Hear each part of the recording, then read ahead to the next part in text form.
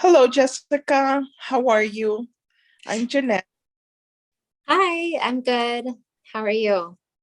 I'm doing well. Thank you for asking. Like I said, I'm Jeanette and I'm going to be working with you today.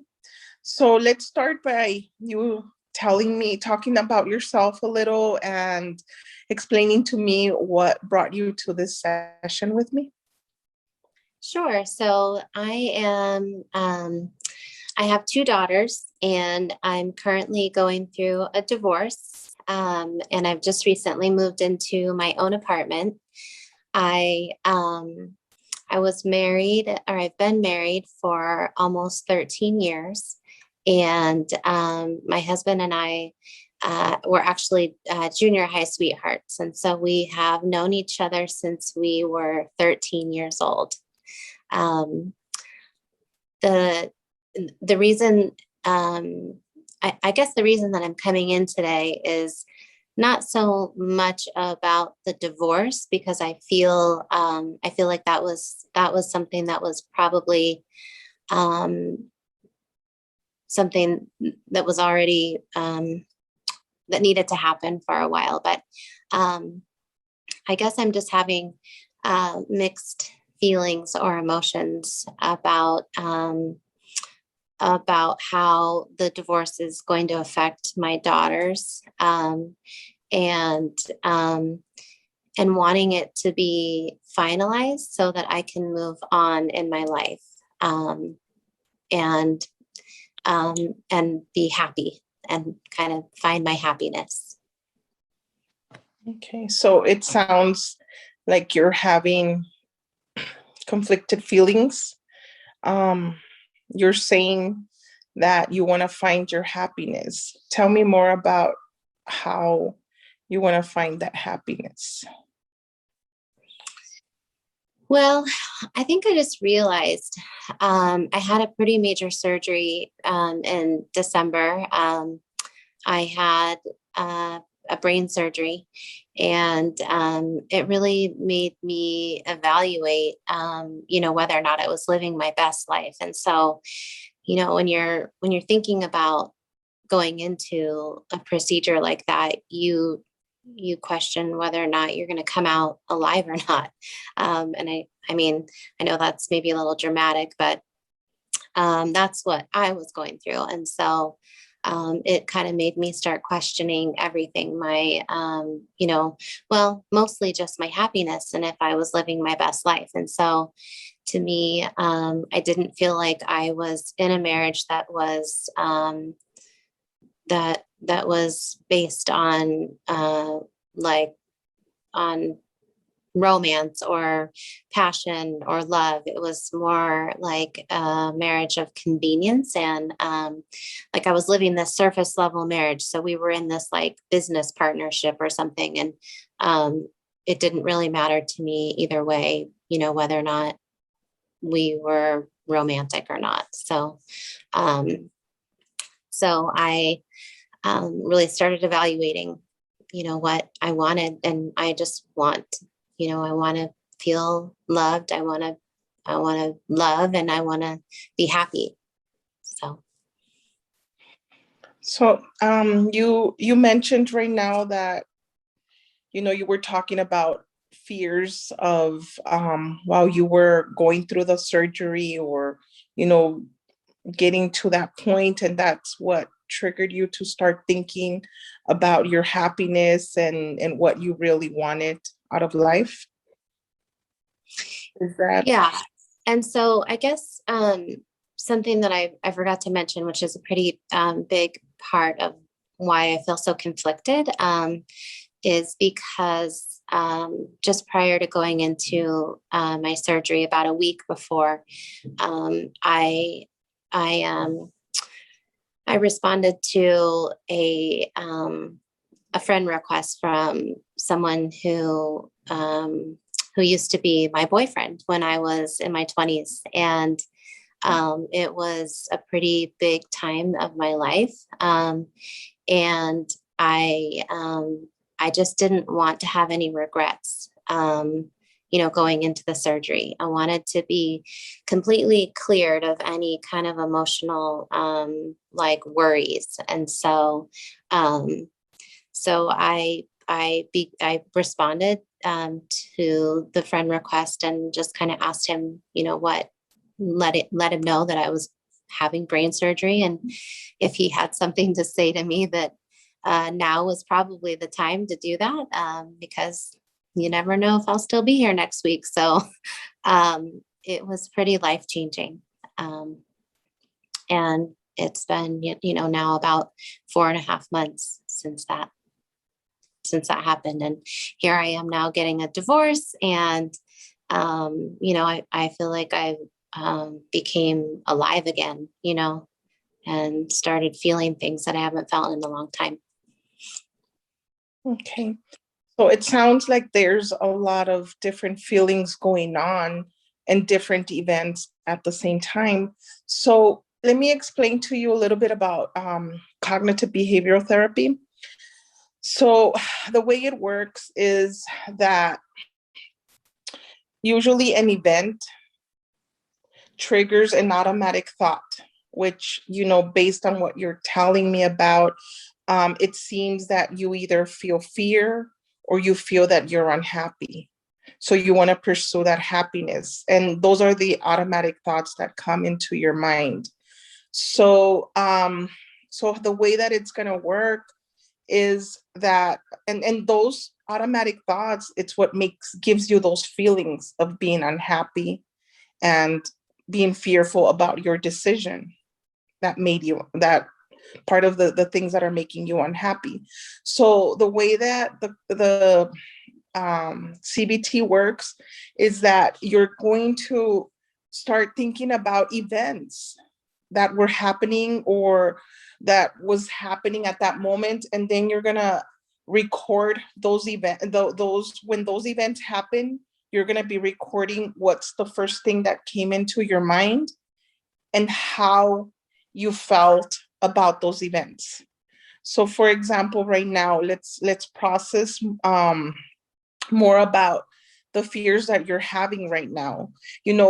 When you're talking about how you feel that you're fearful right now about how your daughters are going to react or how it's going to affect them, what's usually happening your around your in your environment when you feel those kinds of fears that cause you to feel that you're unhappy and you must seek your happiness? Sure. So my youngest daughter seems to be the one who's mostly affected by this divorce. And it's not because she wants her father and I to stay together or even to be together, because honestly, she says that she would prefer that we not be together. And I think that she would be happiest if it was just her and I and her sister, and that there wasn't anybody else in my life. And she doesn't think that I should have, like, that anybody else should be the source of my happiness, and that if I'm that I should be happy on my own. And she's 9. So for a 9-year-old, that's pretty intense. And for me to have to process that with her, it's been difficult, because she is aware of this other person in my life, and I think she feels threatened by the attention that goes towards that relationship versus onto her. And so I want to make sure that that I'm protecting her feelings while also honoring mine. Okay, so it seems that your daughter's very insightful. So going back to the process, so what were your feelings or your thoughts when your daughter was telling you that? What was the first thing that came into mind? Frustration. because I felt I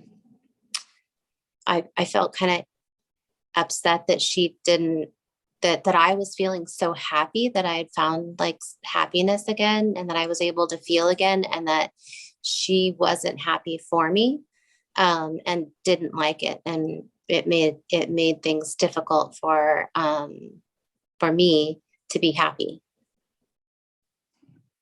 Okay.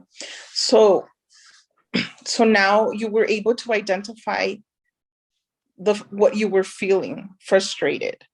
And based on what you're telling me, it sounds like it's a valid feeling at that moment, because based on what you're telling me, that you were talking to your daughter, you're feeling happy at that moment, and you want her to feel that same happiness for you.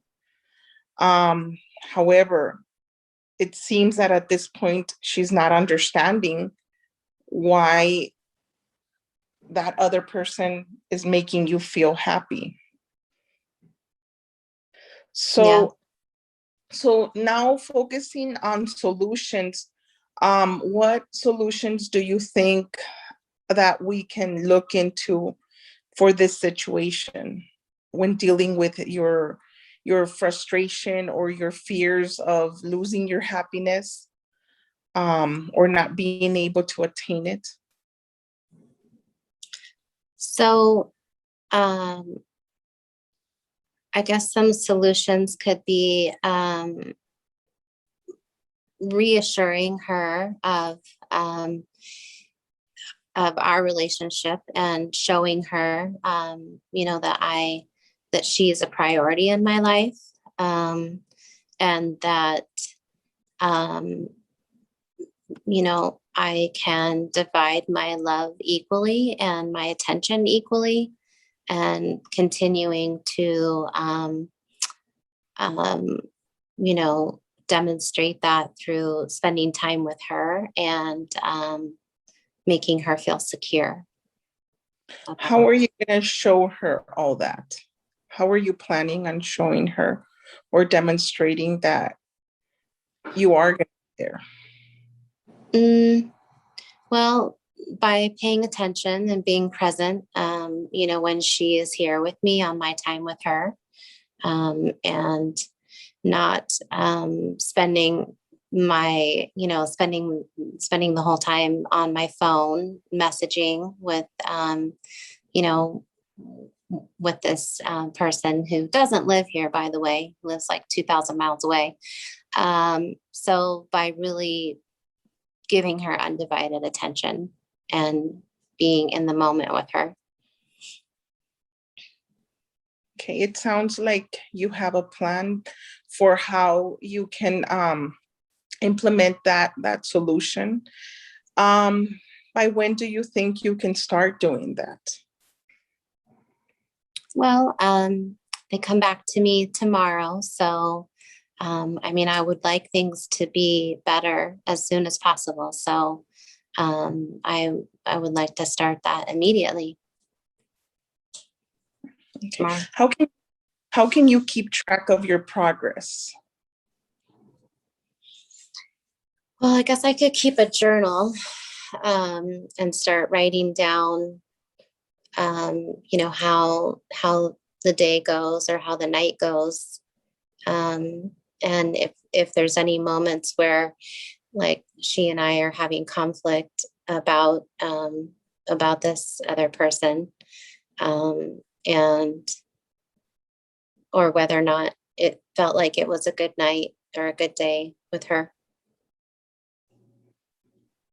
A journal sounds like a good idea.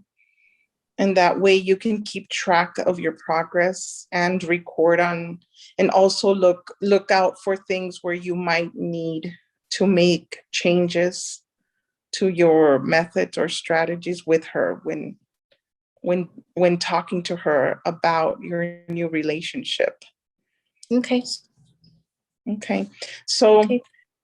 it sounds like we've processed through this feeling that you've been struggling with. another thing that I would want to suggest to you